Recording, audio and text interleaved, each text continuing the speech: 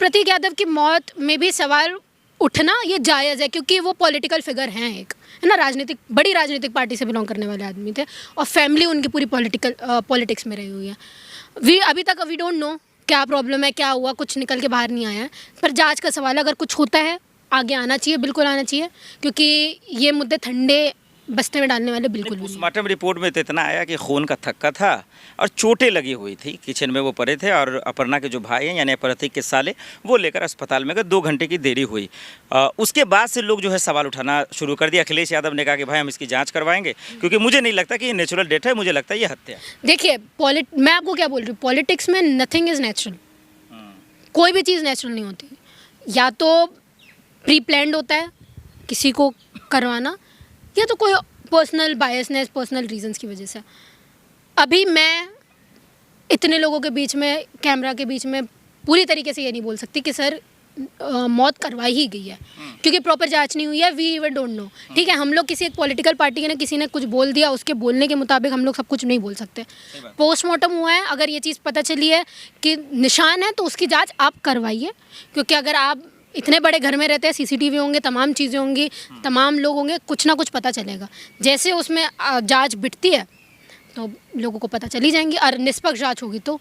3 बातें हैं उसमें। एक तो अपर्णा से नाराज़गी, जो खुद उन्होंने सोशल मीडिया पे आके कहा कि भाई हम तलाक लेना चाहते हैं, मेरे घर को, परिवार को, सबको बर्बाद तबाह करना चाहती है, फिर वो मैनेज होता है। दूसरा स्वास्थ्य का हवाला, अखिलेश ने खुद कहा कि इसका स्वास्थ्य ठीक नहीं रहता, हालांकि वो जिम ट्रेनर खुद हैं, जिम चलाते भी थे, बिजनेस भी करते थे। 2 बातें। तीसरा ये जो सबसे बड़ा है कि रंगदारी की उनको खबरें आई, मेल किया गया, 4 करोड़ का फिरौती मांगा गया और उन्होंने FIR दर्ज भी कराया। इन तीनों में से कौन से मसले पर शक किया जाए कि एक मौत की वजह हो सकती है? किसी पे भी नहीं किया जा सकता अभी, क्योंकि कुछ भी हो सकता है। अपर्णा यादव अपनी खुन्नस निकालने के लिए करवा सकती हैं, हेल्थ रीजंस हो सकते हैं, जो बहुत बड़ी बात नहीं है। हेल्थ रीजंस की वजह से हमने बड़े बड़े लोगों को मरते हुए देखा है। दूसरी चीज़ फिरौती भी हो सकती है कि अगर आपने फिरौती नहीं दी तो आपको मरवा ही दिया जाता है। जब तक उन्होंने ये भी कहा था कि 4 करोड़ दो, नहीं तो पॉस्को एक्ट में तुम्हें फंसा देंगे। तो सर मैं वही तो बोल रही हूँ, अब अभी किसी एक पर्टिकुलर चीज़ के ऊपर एलिगेशन लगाना, ये ना एक पब्लिक फिगर, मेरे जैसे पब्लिक फिगर के ऊपर वो देता है, ना लोगों के ऊपर, क्योंकि लोगों को अगर नहीं पता है। देखिए, अगर पॉस्को एक्ट की बात हुई है, अगर फिरौती की बात हुई है, तो इसमें तो सबसे पहले जांच होनी चाहिए, क्योंकि इसमें फिर लड़की की बात आ जाती है। पॉस्को एक्ट नाबालिग लड़कियों के ऊपर लग रहा है ना।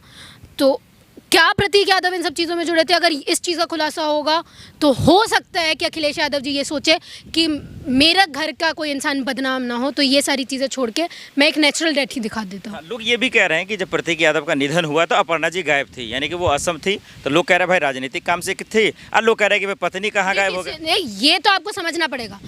पॉलिटिक्स में अगर एक बार आके कोई आदमी ये चीज़ बोल रहा है कि मेरा रिश्ता अच्छा नहीं चल रहा है, तो इसका मतलब नहीं चल रहा है। बाद में आप कितना भी क्लियरिफाई कर दो, ये बात सही है कि अपर्णा और प्रतीक जी के बीच में चीज़ें ठीक नहीं थी।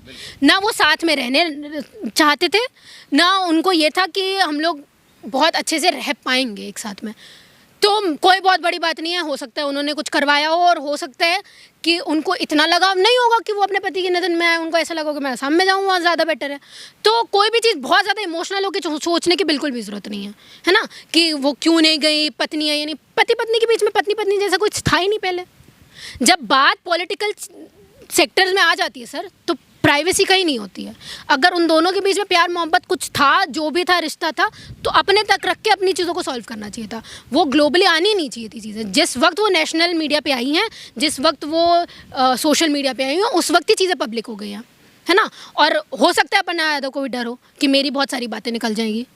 अब मैं वही चीज़ पूछना भी चाह रहा हूँ कि क्या अपर्णा जी की ये जिम्मेदारी थी बतौर एक बीजेपी की नेत्री भी और बतौर उनकी पत्नी भी, कि सोशल मीडिया पे आके, क्योंकि जब तलाक की खबरें आई तब भी उन्होंने मीडिया से दरकिनार कर लिया, सवाल पूछता रहा, भागती रहे।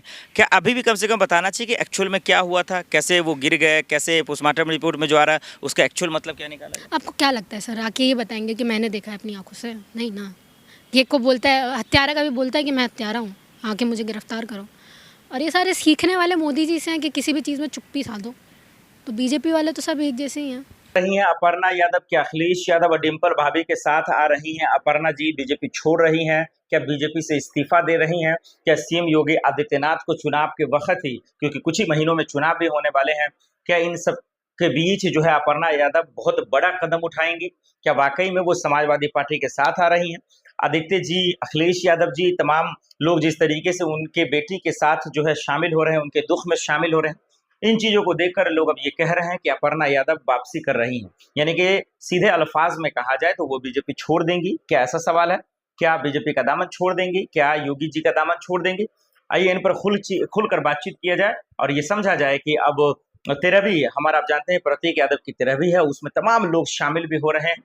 अब इस बीच में ये खबर आ गई है कि क्या वाकई में तन्हाई को देखते हुए, अकेलापन को देखते हुए, वो गम, वो मायूसी, वो दर्द, वो बेचैनियों को देखते हुए, क्या अपर्णा जी अब जो है अखिलेश यादव, चचा शिवपाल, आदित्य और डिंपल जी, या फिर यूं कहें कि समाजवादी पार्टी का पूरा परिवार उनके साथ जा रही हैं?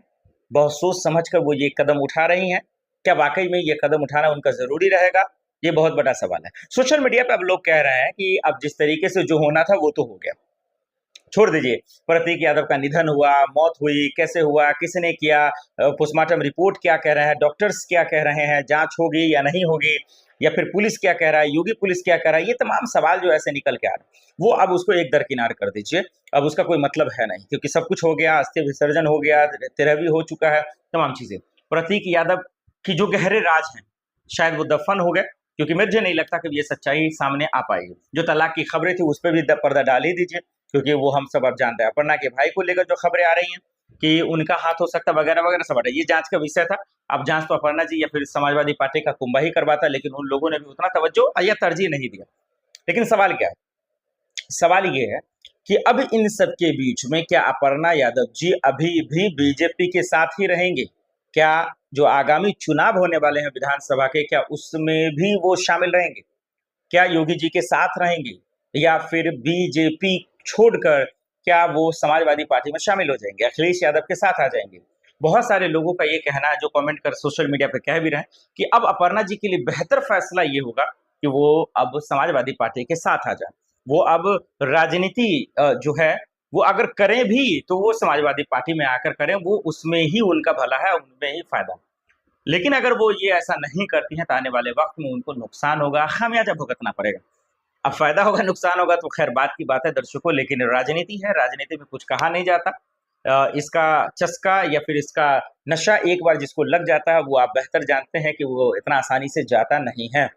लेकिन अब अपर्णा यादव जी इस्तीफा दें या ना दें, बीजेपी छोड़ें या ना छोड़ें, वो समाजवादी पार्टी में शामिल हों या ना हो, अखिलेश यादव के साथ वो आए या ना आए, डिंपल भाभी के साथ आए ना आए, लेकिन मेरा ये कहना रहेगा कि वो कैमरे पर आकर ये एक बात जरूर बताएं कि जब प्रतीक यादव इंस्टाग्राम यानी सोशल मीडिया के माध्यम से जब वो चैट लिख करते हैं, वीडियो बनाते हैं और ये कहते हैं कि मुझे तलाक लेना था, मेरे परिवार को, मेरे घर को, मेरे भाई को तबाह और बर्बाद करना चाहती है, तब वो आखिर खामोश क्यों थी? एक दूसरा, कि जब इतना बड़ा घटना हो गया, जब हादसा हुआ, जब उनकी मौत हुई, तो आप गायब क्यों थी? तीसरा, जो सबसे बड़ा अहम सवाल, जो मेरा सवाल है कि इन सब को लेकर अब जो होना था वो हो गया, अब आप कैमरे पे क्यों नहीं बता देती कि हुआ क्या था, मामला क्या था, चल क्या रहा था, हुआ क्या है, कैसे हुआ, पोस्टमार्टम रिपोर्ट में देरी क्यों हुई, 2 घंटे अस्पताल ले जाने में देरी क्यों हुई? ये तमाम चीजें अगर वो क्लियर कर देती तो ज्यादा बेहतर होता।